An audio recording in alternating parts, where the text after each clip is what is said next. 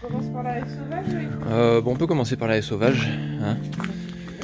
Comme c'est des nouvelles plantations. Donc il va nous falloir une brouette. Une petite brouette, une petite pelle bêche. Hop là, une petite brouette. C'est parti. Je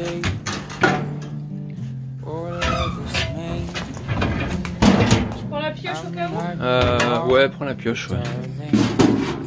Il n'y a pas besoin d'arroser. Hein.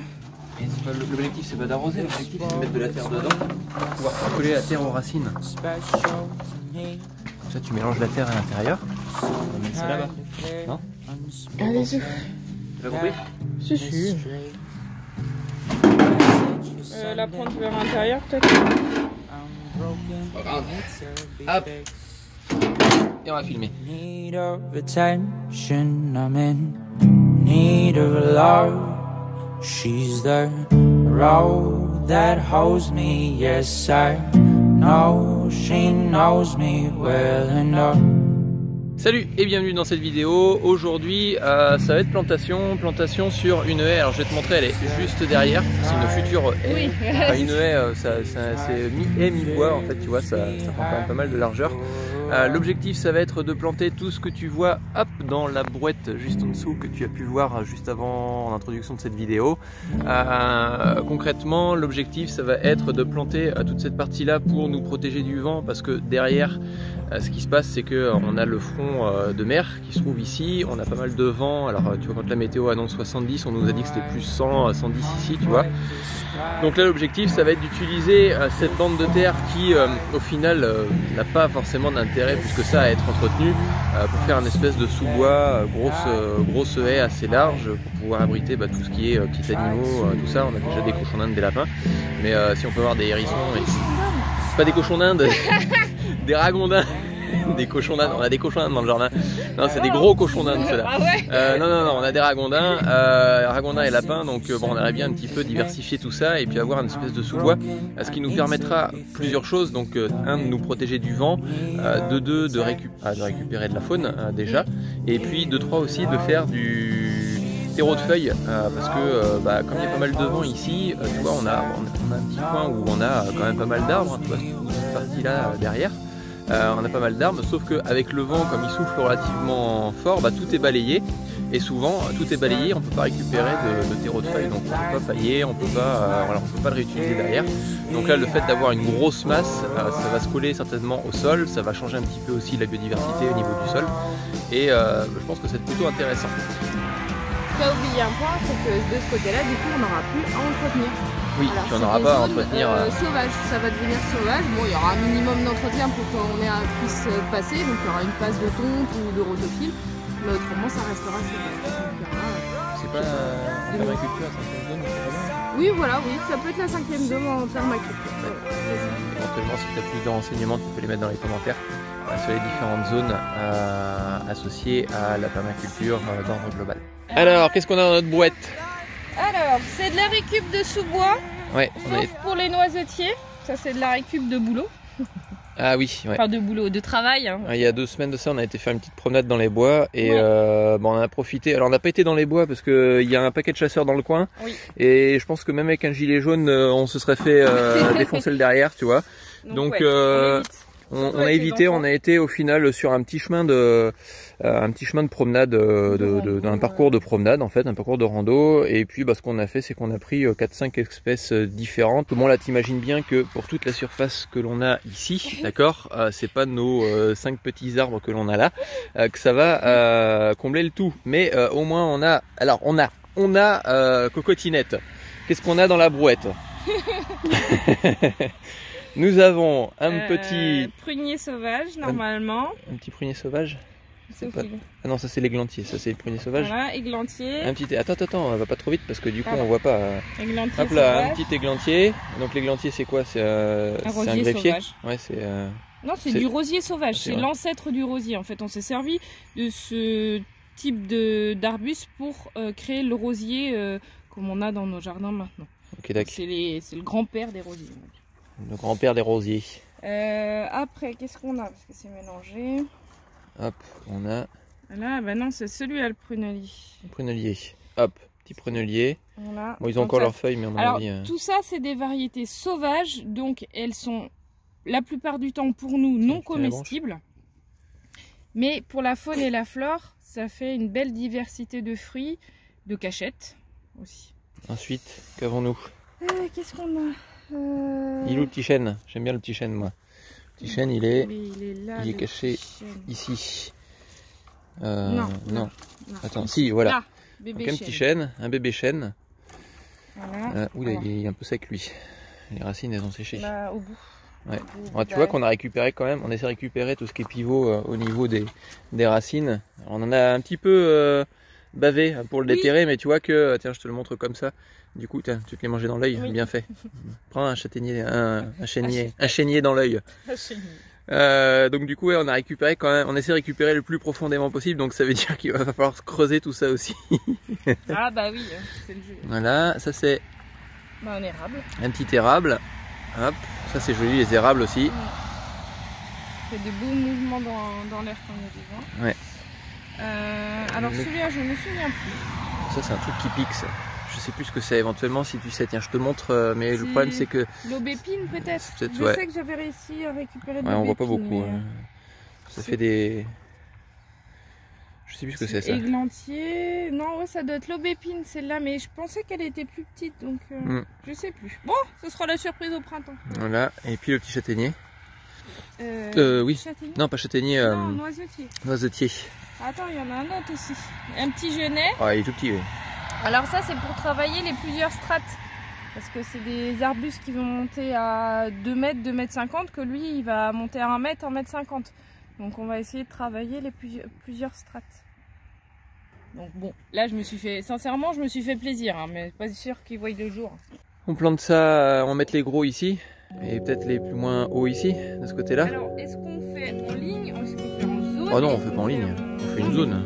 En zone, oui, non, mais je sais pas comment on la travaille là. Ah non, bah, on a déjà une ligne d'arbres ici, le long de la clôture.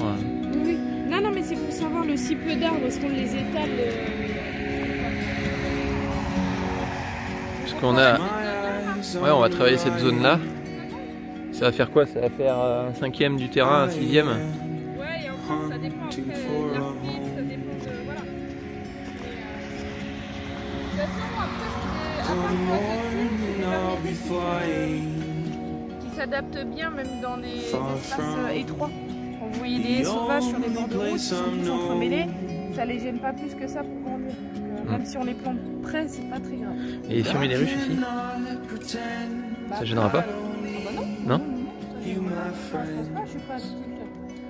Parce qu'on a pour projet d'avoir des petites ruches dans ce coin-là.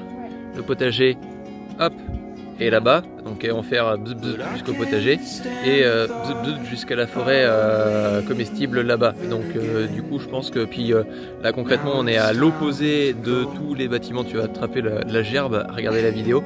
D'autre côté de l'île ici que tu vois là, tu as nos bâtiments. Donc ça veut dire que concrètement, tous les petits insectes, il peut y en avoir des milliers à cet endroit-là. On ne sera pas trop embêté, je pense, par les petites abeilles pour ceux qui ont la phobie des abeilles, ceux qui sont allergiques, ceux qui croient qu'ils sont allergiques, ceux qui... Enfin voilà, tu vois. Donc ouais, je pense que ça peut être pas mal. Bon, du coup, on fait la zone et on met les gros plus du côté de la haie, de la clôture là. Après, ça va faire un dégradé. Et c'est vrai que si on veut un coup de vent, il faut faire un barrage devant les freins. Il faut aider les freins.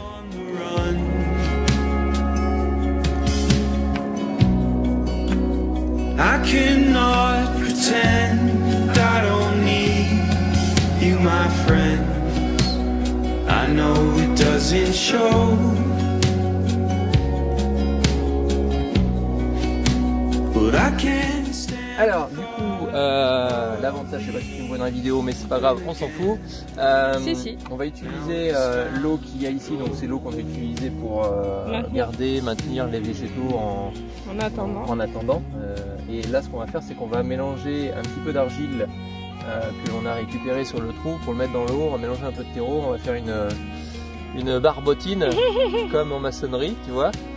J'ai plus le nom, donc du coup si tu as le nom éventuellement tu peux le mettre dans les commentaires. Là l'objectif ça va être de imbiber les racines de terre de façon à les préparer à la plantation.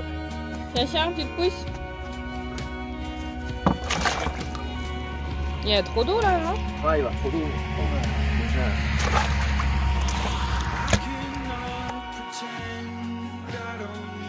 Du coup, faudra remettre de l'eau à chaque fois. C'est ça. Bah dans la portoir. Non. Pourquoi? Bah, la terre, tu la sors comment? Bah, je la sors pas, tu trempes les racines dedans. Ah, tu trempes les racines seulement. Ouais. D'accord. Non, je pensais qu'en fait ta mixture elle est dans le. Ah oui, bah d'accord. Alors, on va mettre dans le terme. Ah oui, oui, on voit tout. Le trou et la portoir et tes jambes. Et du coup, faut le laisser tremper combien de temps? Voilà, juste le temps de... Ah bon? D'accord.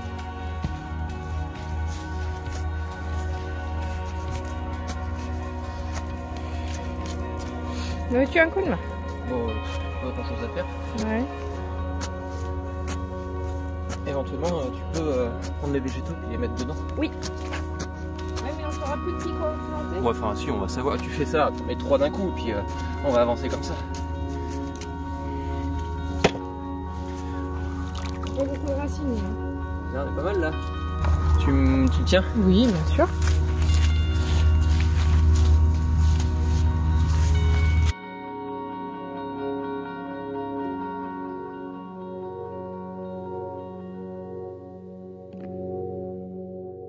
Mais il a un peu abîmé, je pense qu'il a pas aimé les coups de bêche. Ouais. Allez, on le remet. Déjà les petits vers de terre. Hop. On fait ton boulot.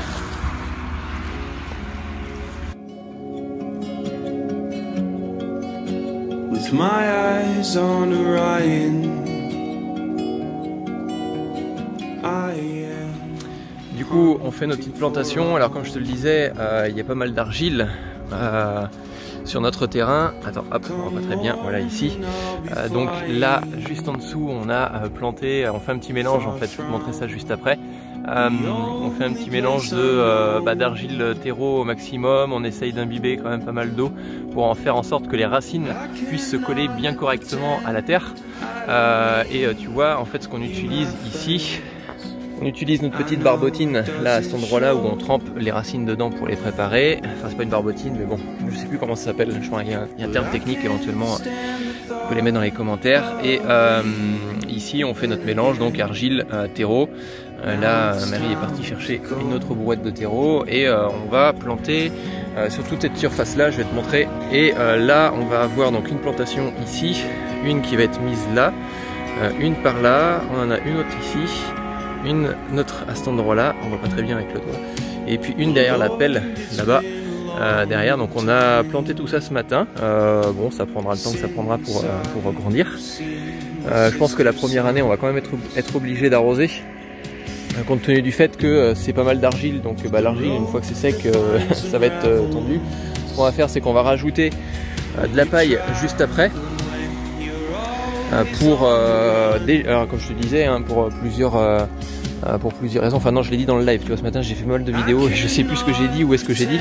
L'objectif de la paille, ça va être de cercler en fin de compte notre zone de plantation pour quand on va passer un coup de débroussailleuse pour éclaircir un petit peu tout ça, ou un petit coup de tondeuse la première année ou la deuxième année pour faciliter l'implantation des arbres. Je sais pas comment est-ce qu'on va faire ça. Et puis aussi pour conserver l'humidité derrière. now it's time to go.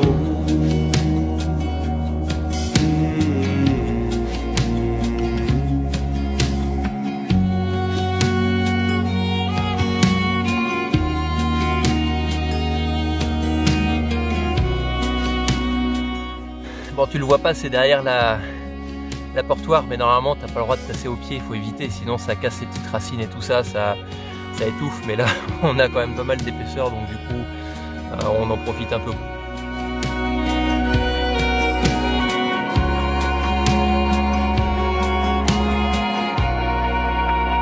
I cannot pretend I don't need you, my friends. I know it doesn't show,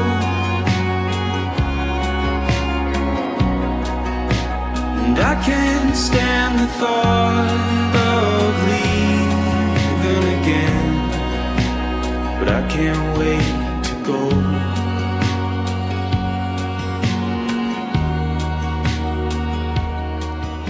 va faire les plantations des fruitiers maintenant. Donc dans cette direction là, paf, là-bas où tu vois les petits buissons là, à cet endroit là maintenant, on va là-bas et puis on va planter nos petits prunus et puis nos petits pêchers.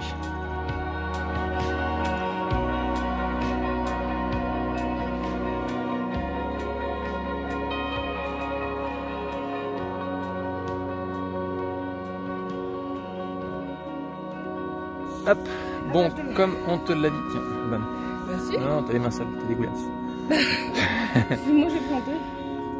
Donc maintenant bah, on va planter nos petits fruitiers, donc on va les amener là tout de suite, bon voilà, pour l'instant je te montre un petit peu. On avait déjà fait des petites plantations ici, notamment avec du figuier à cet endroit là, un petit coup de dent, et puis noisetier et châtaignier juste derrière moi. Alors tu ne vois peut-être pas beaucoup parce que là il y a pas mal d'herbes, mais concrètement ouais voilà, donc ici noisetier et après plus loin le grand arbre que tu vois c'est du châtaignier, et puis là on va en profiter pour pouvoir planter nos petits pruniers et puis pêcher. L'objectif, bah, si tu ne suis pas les vidéos encore sur YouTube, notamment c'est de créer une petite forêt comestible à cet endroit là qui sera profitable aussi bien aux animaux qu'à nous, c'est-à-dire que concrètement tout ce qui va tomber au sol sera certainement pour les animaux, et tout ce que l'on va pouvoir cueillir, bah, du coup on le consommera pour faire des conserves, des tartes, des compotes. Voilà.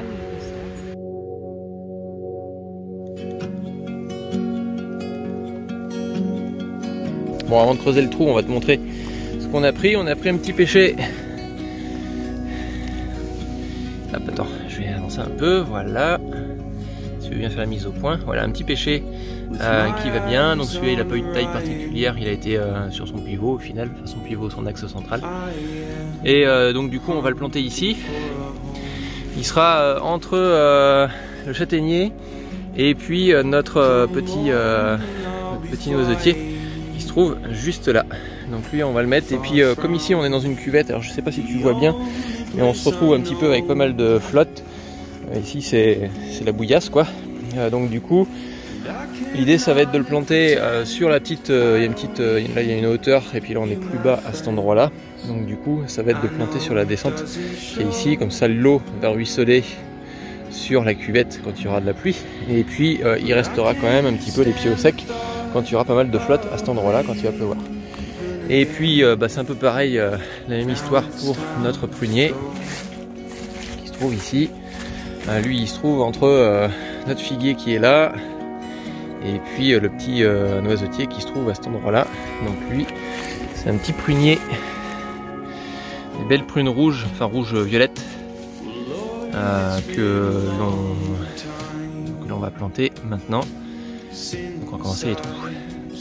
En fait, dans les fruitiers, là, on a deux tailles différentes. Je sais pas si vous avez vu. Là, ici, sur ce fruitier, là, on est comme ça, en trait de plus large.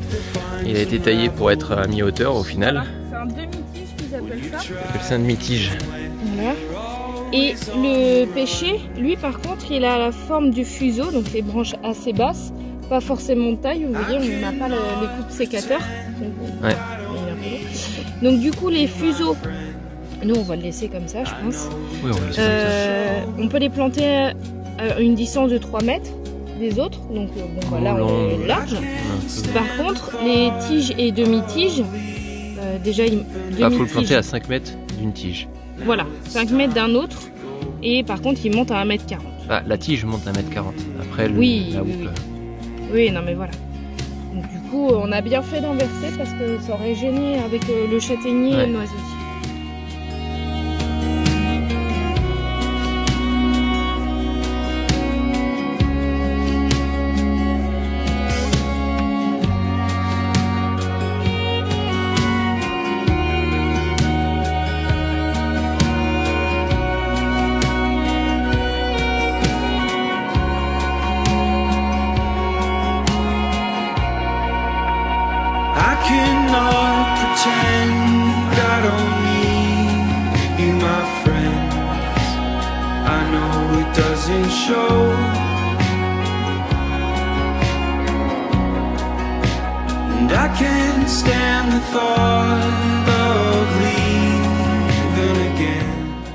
Bah, où on peut faire une petite toufflade de noisetier.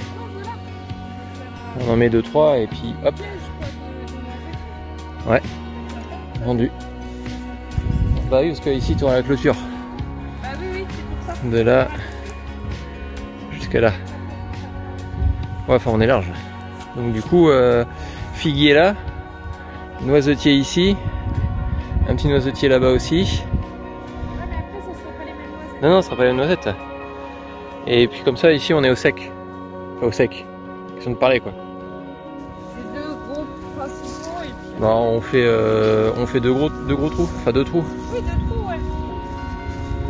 Par là, Voilà. et puis par là, là. Ouais. On met les... Et les biquettes, si on a des biquettes, elles vont pas grimper dedans quand ils vont grandir. Noisetier, non, parce que ça part en hauteur. Ouais. Après, niveau... Tu sais, ça part en corolle comme ça. Ouais. Donc elles se mettront peut-être là, mais c'est pas... Ouais. Après, de toute façon, elles vont essayer de choper les fruits. Ça, c'est clair. Oui, ben, elles vont les choper, c'est pas grave. On va les protéger, c'est tout. Oui. Au pire, on peut mettre un grillage les premières années ici, le long, là, Oui, voilà. pour protéger. Puis Protéger. ils vont parce que le figuier, ils vont le démonter. Ouais. Les autres, ça devrait aller. Ils poussent relativement vite. Alors, tu creuses? Je mets la terre, tu mets la terre, on fait comme ça. Allez, je le tiens. Mets la terre en tout, peut-être, pour le poser dessus.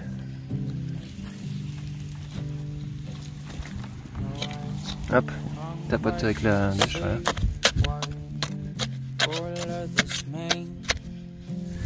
Tac, toi, on va te poser là, tranquillou.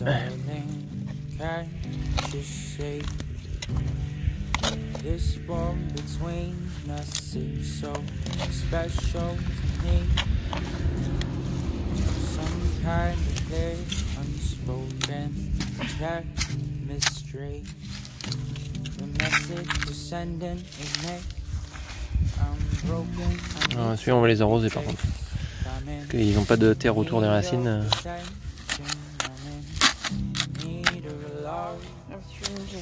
The road that holds me, yes I know she knows me well enough.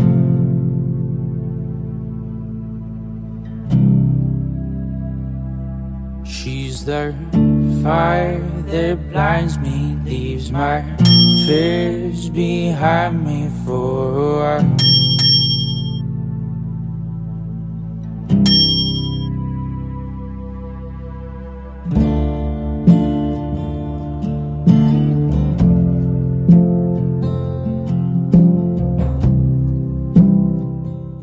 Voilà, c'est fini pour cette vidéo, pour cette semaine. N'hésite pas à liker la vidéo si tu l'as appréciée. On a planté pas mal de choses. On a planté combien d'arbres? On a planté 1, 2, 3, 4, 5, 6, 7, peut-être 8. Ouais, 8 arbres de planter aujourd'hui en automne. Donc du coup, ils vont avoir tout l'hiver pour se faire un petit peu au terrain qui, à mon avis, n'est pas très accueillant pour eux compte tenu du fait de l'argile. Après on va voir, n'hésite pas d'ailleurs si tu as un terrain argileux chez toi de nous donner tes retours éventuellement sur comment que ça se passe pour toi dans les commentaires. On sera ravis de pouvoir discuter avec toi et sur ce on te dit tout simplement à la semaine prochaine dans une autre vidéo. Ciao, bye. Salut.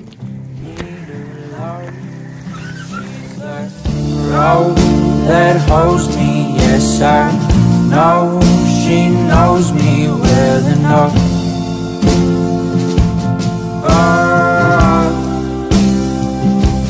She's the fire that blinds me, leaves my fears behind me